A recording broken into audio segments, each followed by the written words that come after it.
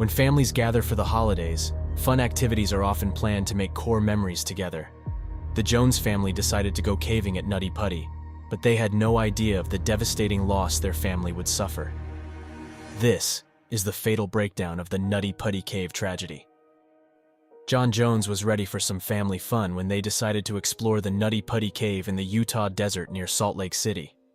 He had not been to this particular cave before, but he and his brother Josh had spent much of their youth caving in a variety of Utah caves. He considered himself to be an experienced caver, though his exploring had slowed down in recent years.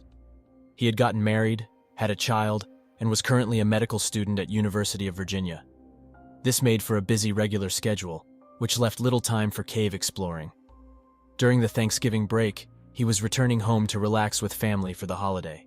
They planned a day of hiking and exploring at Nutty Putty, which is considered a beginner's cave by most. The main areas of the cave were interesting for everyone. There was the maze room, which had openings and tunnels leading around large boulders. There was a large ramped area called the slide, where the entire room sloped down at a 45-degree angle with a rope to guide you down. This cave system was well mapped in most of the traversable areas. There were also well-known areas that were more challenging, like the birth canal or the aorta crawl. These areas were tight and difficult to pass, so only more experienced cavers would be attempting to squeeze through these passages. Even with the known challenges, people still found themselves stuck in tight squeezes in these tunnels. Nutty Putty had just recently been opened back up to the public, after being closed for several years because of cavers getting stuck in these difficult squeezes. They were passable for some, but others would find that their shoulders or hips would just not pass, no matter how hard they pulled against the rock. After wedging themselves in the narrow space, they were completely stuck, requiring serious assistance to inch out backwards. Because of these rescues, a new permit-style entry was required, listing 2 experienced cavers per group. Josh had obtained a permit for a group to explore the Tuesday before Thanksgiving, November 24, 2009.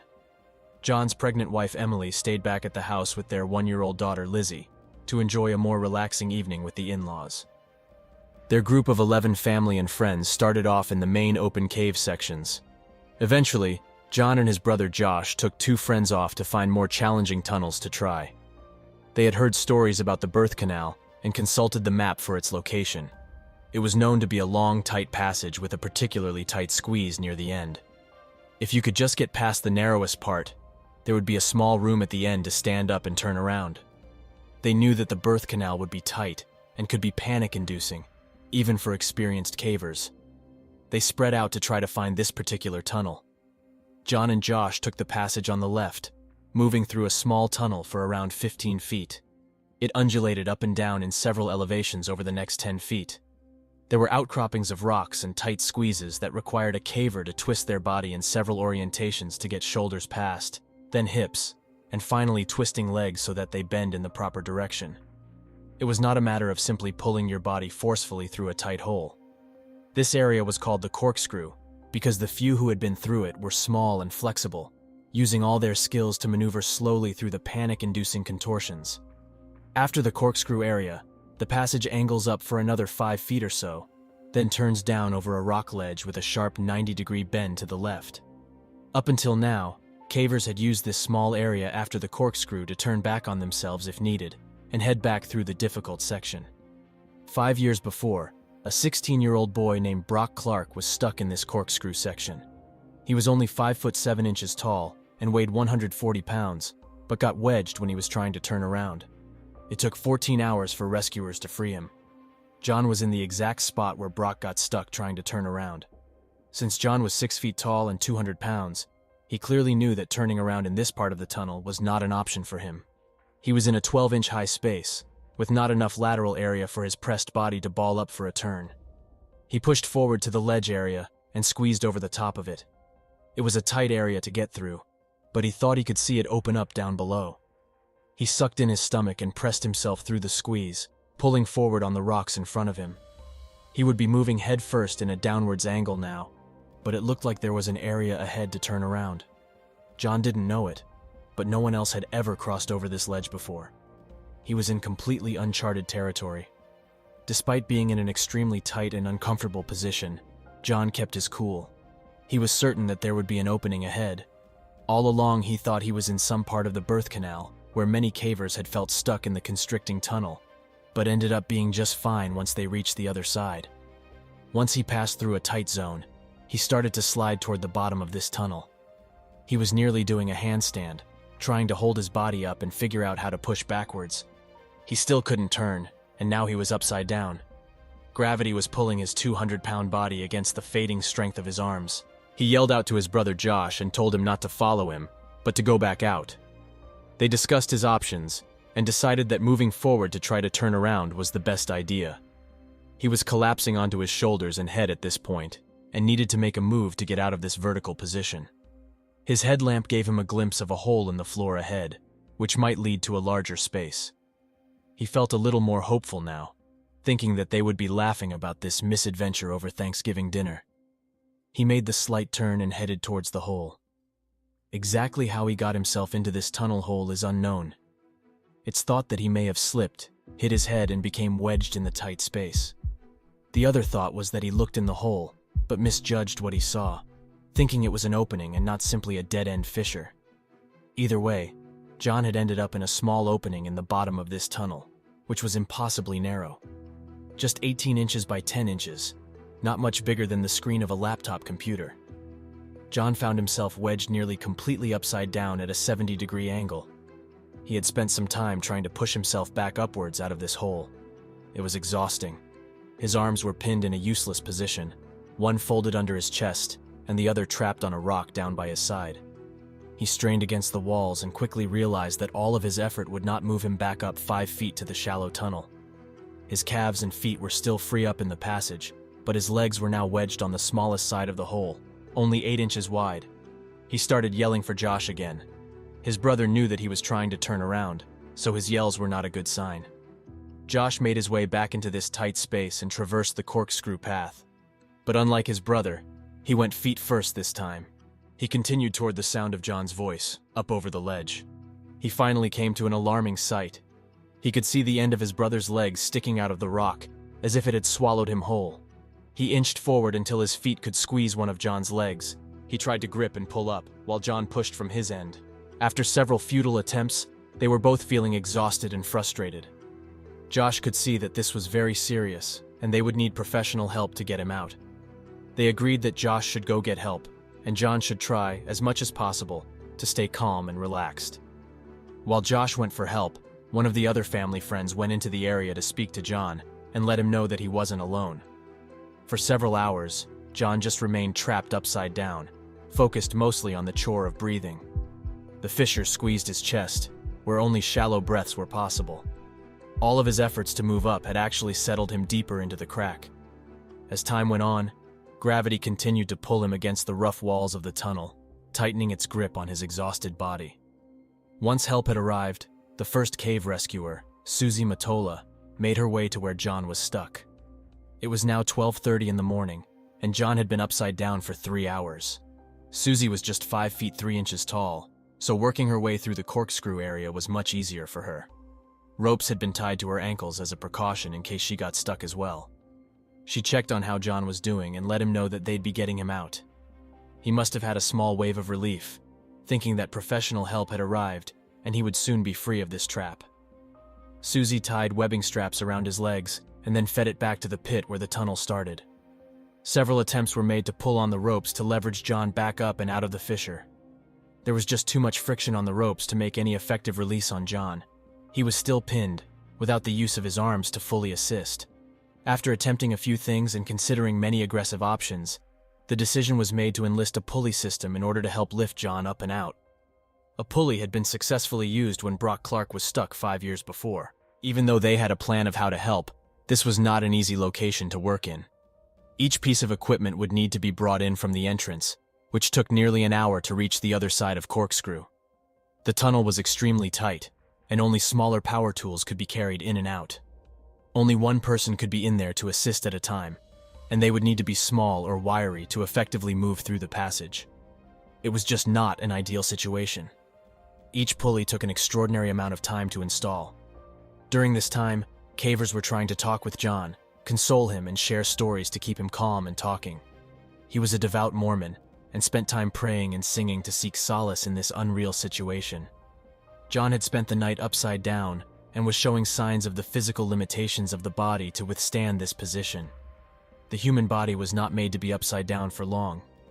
The entire circulatory system is designed using pulses of pressure from the heart to move blood forward through the system, while valves and fibrous vessels would hold blood and stop it from going backwards. This one-way flow balances pressure, gravity, and valves to keep oxygen available to all tissues and to remove toxins from the body through the kidneys. John's body had been fighting gravity for more than 12 hours. The brain was not built to withstand this kind of fluid pressure. Fluids were building up in his lungs, and toxins were starting to accumulate from the lack of proper circulation. His organs were pressing on his lungs, and each breath was an exhausting effort for muscles not built for such work. His breathing was slowing, and he was completely spent from the effort. Throughout the night, he had gone from being completely calm and lucid to helplessly thrashing his legs and hallucinating. It was excruciating to watch for the rescuers. They were helpless, exhausted, and feeling trapped themselves. The air in this cave system was warm and damp. It took a concerted effort to remain calmly breathing when you are restricted and can't move or even breathe properly. But the rescuers knew they could get out when needed. John didn't have that luxury. He couldn't expand his chest to breathe, and the air around him was losing its oxygen concentration little by little. During this time, a wired telecom system was brought down to where John was stuck. His wife spoke with him, encouraging him to hang on and be faithful. John assured her that he would be out with her soon. It wasn't until 4 o'clock that day that they finally got the pulleys in place to move him. Ryan Shurtz was in the tunnel when the system was ready to try. John's body had settled into the narrow side of the opening, so Ryan had to push his legs over as the team pulled from outside. Each heave moved him inch by inch up out of the hole. By this time, John's legs were in excruciating pain. A rope had been tied around his legs for hours as rescuers tried various methods to help him out. They were completely blue and had no discernible pulse, yet each tug had him call out to stop as his nerves were ultra-sensitive at this point. They paused to give him a moment to gather himself, and then tried again. It seemed to be working. John was finally being pulled up out of this hole. He was raised enough for Ryan to look down to make actual eye contact with him and pass down a tube to drink Gatorade. This effort was extremely slow going, and they were all exhausted from the difficult effort. Ryan was squeezed in a tunnel just 12 inches high and had his head near John's legs as they worked him slowly out of the tight 10-inch fissure. Although they were making some progress in lifting him up, they were no closer to getting him out. His legs were hitting the low ceiling above his tunnel, and twisting them into the passage was impossible. He had no control over his legs now, after 19 hours upside down. Without his help to delicately bend his knees to the side, they were strongly considering breaking his legs to get him back into the passage, because time was running out for John. Then, in a sudden moment of blinding pain, Ryan blacked out. When he came to, he was bleeding heavily and confused. The rope, holding the pulley to a natural arch section in the cave, broke and whipped the carabiner and pulley directly into Ryan's face. He suffered damage to his face, lip, and tongue, as well as a concussion. He had to get out of there quickly. John was back where he started, completely wedged in the tunnel with the circulation to his arms cut off and his legs completely dead. He was unable to help free himself in any way. This moment started the final demise of John Jones. After Ryan was checked out in the pit and then sent off to the hospital, his father Dave took his place in the passage with John. It took an hour to re-establish the pulley lines, and Dave tried to tie a rope around John's body, but couldn't get the rope past his wedged torso. All the time Dave was with John, he was not responsive. This entire operation required John's help to effectively rescue him. There was no way to lift his 200-pound, 6-foot frame without him pushing and trying to leverage himself in some way. In Dave's effort to tie up John, he got himself stuck for about 15 minutes. Their desperate effort to help save this man had put both his son and himself in danger. It was a devastating reality. Once he had pushed himself back into the 12-inch tunnel, he was exhausted and had to leave. Brandon Kowalis took his place and brought in the telecom system so John's family could talk to him. His wife Emily expressed her love and told him to take a break and rest after all of his effort. She still truly believed he would be coming out, but Brandon could see what she could not. John was no longer responsive, and no signs of life could be heard. Over the previous several hours, Ryan reported the gurgling breaths that John was struggling with. Now, There was silence. The rescue team gathered in the pit area inside the cave and discussed the situation. It was determined that a medical professional would need to confirm that he had actually passed. A paramedic was sent into the tight section to confirm what was suspected. At 11:56 on Wednesday, November 25th, John Jones was pronounced dead. The rescue teams worked for 24 hours straight to try to free John, but it was just not possible with his upside-down position. The clock was ticking, and he just ran out of time. John survived an extraordinary 27 hours in an inverted position, which is 3 times longer than what was predicted as possible. The 6 rescue personnel who actually reached John in that rocky prison were truly heroic. They willfully placed themselves in a portion of the cave that was unmapped with many known risks. They were selfless in their efforts, maintained a calm demeanor, and never gave up on a seemingly impossible rescue. After they determined that recovering the body would be impossible, John was left to rest in the Ed's Push section of the Nutty Putty Cave for eternity. The entire cave system was closed off with concrete, never to be explored again. A plaque was placed there to commemorate the life of John Jones.